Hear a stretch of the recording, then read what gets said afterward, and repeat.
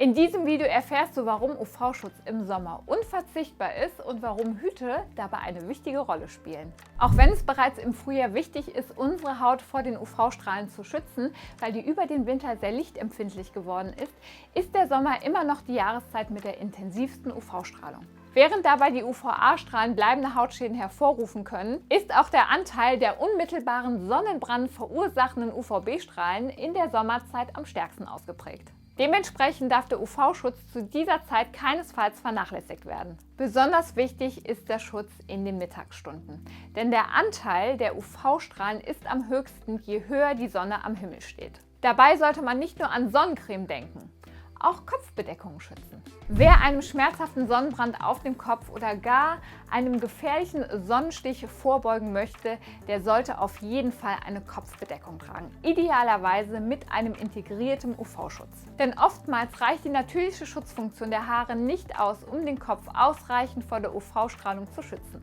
Woran erkenne ich eigentlich Artikel mit UV-Schutz? Bei Hutshopping sind alle Artikel mit UV-Schutz entsprechend im Shop gekennzeichnet. Nach welchem Standard sich der angegebene UV-Schutzfaktor richtet, erfährt man in der Regel über ein entsprechendes Hängeetikett am Artikel. Der Faktor gibt dabei an, wie viel mal länger sich eine Person in der Sonne aufhalten kann als ohne Kopfbedeckung, ohne einen gesundheitlichen Schaden davon zu tragen. Trägt man zum Beispiel ein Kleidungsstück mit einem UPF von 40, kann man 40 mal länger in der Sonne bleiben als ohne das Textil. Wie hoch die UV-Empfindlichkeit der Haut ist, hängt vom Hauttypen ab. Weitere Infos zum Thema Hauttypen gibt es hier unten.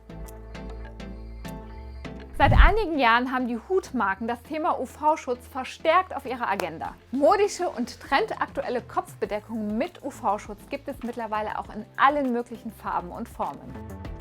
Ein willkommener Nebeneffekt bei Hüten und Schirmmützen bzw. bei Caps ist, dass sie mit ihrer Krempe bzw. dem Visor neben der empfindlichen Kopfhaut auch das Gesicht zu einem Großteil vor UV-Strahlen schützen und zudem auch noch angenehm Schatten spenden. Speziell für Kinder, deren dünnere Haut besonders empfindlich ist, sind Kopfbedeckungen mit UV-Schutz ein Muss. Um das Gesicht und den Nacken direkt mitzuschützen, gibt es eine Reihe von Mützen mit einem praktischen Nackenschutz.